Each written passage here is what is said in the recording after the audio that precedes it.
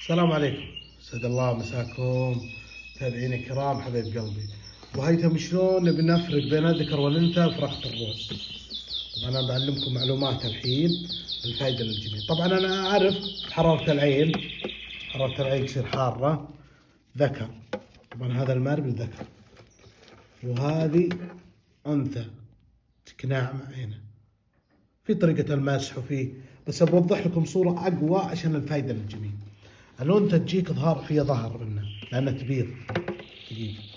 تجيك به ظهر، شوف عريض الظهر هنا، شفت الظهر ذا يكون عريض. الذكر لا، شوف أوريكم هذا الذكر لا ما يجيك. شوف سبحان الله، عرفتوا؟ شوف الأنثى شلون في فرق.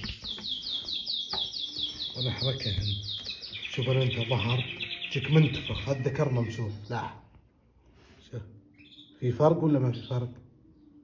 دققوا بذا، دققوا بذا، شفتوا شلون؟ في فرق. حبينا نوضح لكم اليوم، وإن شاء الله على مقال القادم أجمل، إنه بنعطيكم معلومات كل شيء عن شيء يخص الطيور. إحنا عشنا سنين معكم. الله يوفقكم ويسعدكم متابعيني حبايب قلبي.